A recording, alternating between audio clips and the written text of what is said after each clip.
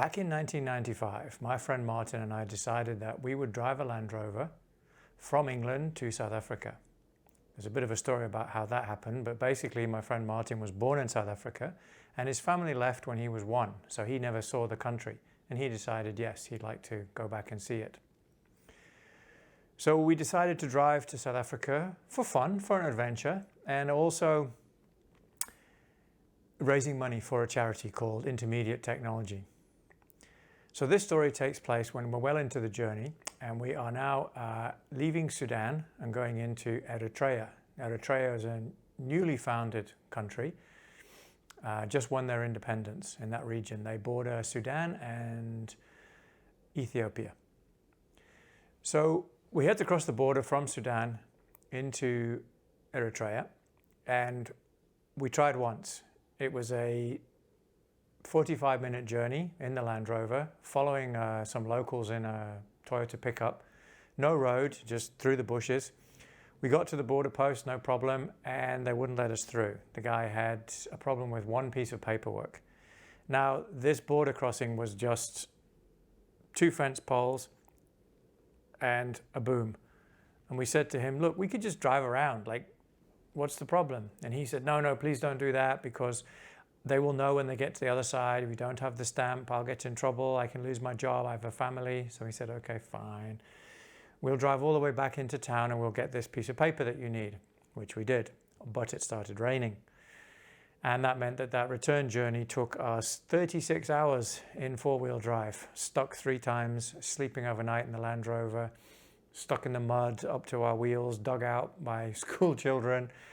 Eventually, though, we got through the border and we made it into the first town on the border in Eritrea with hardly any fuel left because of all the 4-wheel drive we had to use. A local guy said, yes, no problem, I can help you with getting you some fuel, but maybe you can help my friend. Okay, so we're a bit suspicious, but he gets the benzene. We fill up all the tanks and all the jerry cans and everything we have in the Land Rover, and we're set to go. And Martin and I had an agreement that we would not take any passengers. We wouldn't take any hitchhikers on our trip for security. The Land Rover was a long wheelbase Land Rover, but it had only 2 doors at the front, and the back was full of spare parts covered with a tarpaulin.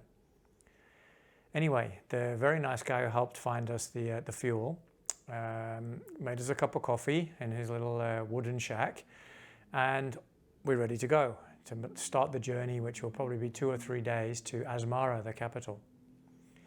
As we get ready to go, he says, no, here is my friend, you must help him, you must give him a ride. And this gentleman arrived in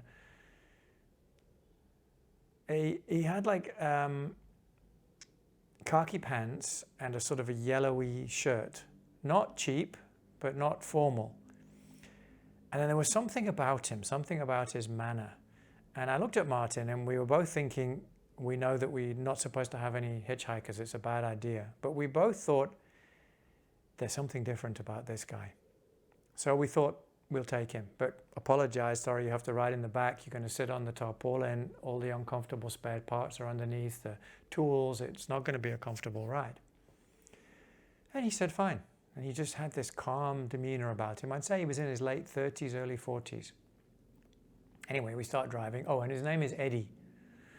So we start driving, and we're driving, and then we stop in a village to buy some food, and it seems like he knows everybody.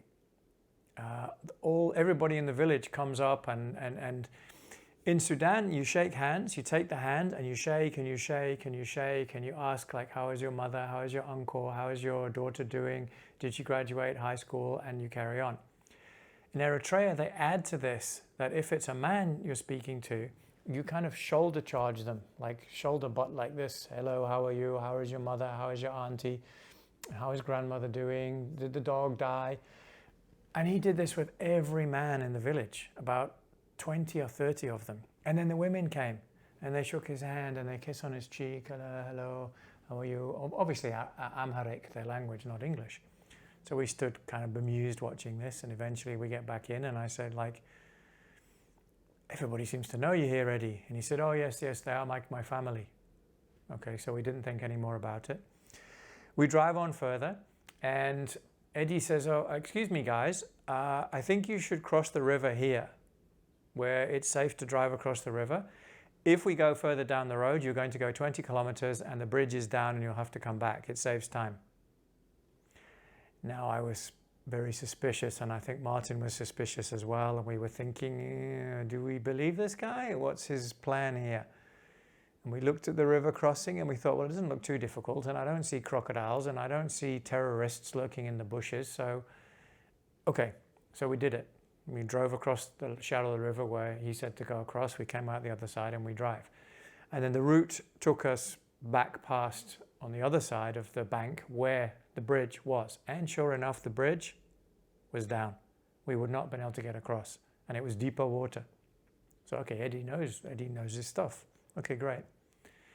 And this happened several times. Guys, I think you should go this way. Guys, do that way. And then he'd be right. We're thinking, how does he know all this stuff? We say, okay, we're going to stop in this village for the night. And Eddie would say, you know what, guys, why don't you stop in this village or that village instead? You'll like it. They've got some beds you will like. Okay, so we're trusting Eddie. We stop in this little village. And the beds are a wooden bed, a Western-style wooden bed, with 4 poles on the corners and a mosquito net over the top. And this large wooden shack with banana leaves on the top. And they say to us, would you like inside or out? This is Eddie translating, and we're confused. What do you mean inside or out? He says, would you like the bed inside the house or would you like it outside on the road, by the road? I'm like, why would we want to sleep outside? He's like, do you have a mosquito net? It'll be cooler. I said, okay. So Martin said, no, he'll sleep on the bed inside. I said, okay, I'll try outside. It took me a while to get to sleep with all the trucks going past like 5 meters away on the road. But eventually I fell asleep and I had a wonderful night's sleep. One of the best night's sleep I had on that trip, except that I woke up with a donkey chewing my ear. But anyway, that's fine. I had a good night's sleep. And this continued all the way to Asmara with Eddie directing us here, directing us there. And we stop in a village and 100 people would come. Hello, Miss Eddie, shaking hands, shoulder, butt. All the women, mwah, mwah, mwah on the cheek. And he says to everybody. So we get used to it. We arrive in a village. We get ourselves a Coke and we sit back and we wait until Eddie says hello to everybody in the village. And we say, well, they're very friendly, these people in Eritrea. They're just like this to every people coming through. Okay. And they're very nice to us too. They're not hugging and kissing us, but anyway, we're coming into Asmara. Now, this is an old Land Rover. This trip is 1995. So no radio, no CD player. Also remember, we have no GPS. We have no cell phones. A GPS was just about coming out, but a unit for a GPS was maybe $600, which we couldn't afford. So we had maps, no cell phones even, no Google Maps, nothing to help us. So we're checking on the map where Eddie's telling us to go, and we end up in Asmara. As we're coming into the outside now, our radio, which is, it's in the roof fixed up here, and it has a radio and a tape player. And it broke. And we tried to fix it. Martin was an engineer. I studied physics. I did electronic engineering, and we couldn't fix this thing, this radio. I think it was a vibration, and sitting up here above the window, all the dust coming in. Anyway, and Eddie had commented on that and asked about it when he said, can we have some music? And we explained it was broken. As we came into Asmara, and there's only one road in and out, as we rode in, the kids were running by the side and asking for things, for money, for whatever. And Eddie said, oh, give him the radio, he can fix it. And I thought, yeah, right, this 10-year-old kid, we can't fix it. He's just going to steal it.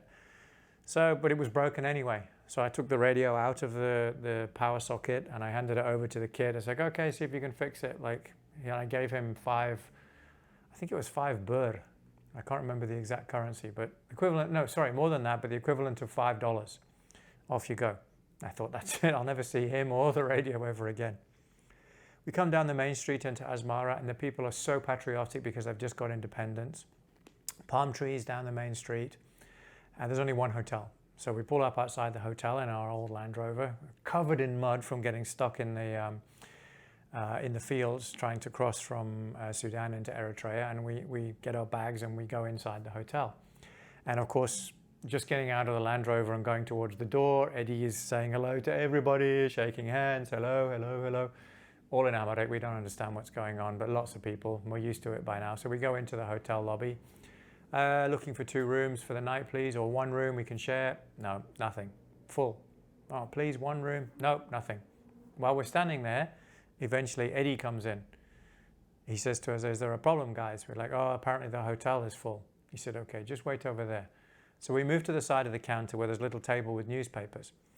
And Eddie has a word, and the guy, I think it's basically, are these guys with you kind of conversation? And he's like nodding. Okay, so we're waiting, and then of course everybody in the hotel lobby has to say hello to Eddie and shake hands and shoulder charge and how are you and how's your mother? And then we see 2, I guess locals, that maybe they're Ethiopians, not Eritreans, I don't know, but 2 local guys, 2 African guys, suddenly come down the stairs around the corner, and they're carrying their bags, and you can see that their bags are very rapidly packed because their clothes are kind of sticking out and they're holding the bags to keep them together. They've just thrown their stuff in, and they come down the steps, and then they look at us a little bit, and then they see Eddie and they wave and they say hello and everything, and they smile, and they go out the door. So they've been thrown out of the hotel so that we can get a room because we're with Eddie. And this is very strange. So I look down at the table, and there's a newspaper there. Now the whole newspaper's in Amharic, their language, and it's got its own script, so I can't read any of it at all. But there's a picture on the front page of the newspaper, big picture, and the headline, the description is written in English. And it says, here is Brigadier General Eddie, and an African name that I'm sorry I can't remember and I couldn't pronounce, going on another walkabout around our newly independent country, Eritrea. And in the picture, it's our Eddie. Our Eddie is a brigadier general. And apparently he goes on these trips incognito, tries to be, but everybody recognizes him, around the country to check out what's happening, to talk to the people, to find out the problems, because he's now in the government. Not only that, he's a war hero. He was in charge of the Eritrean forces in some of the most decisive battles in their war for independence. And he'd been in the back of our Land Rover, sitting on a dirty tarpaulin, uncomfortably riding on tools and spare parts for 3 days without saying a word. Anyway, our rooms are ready.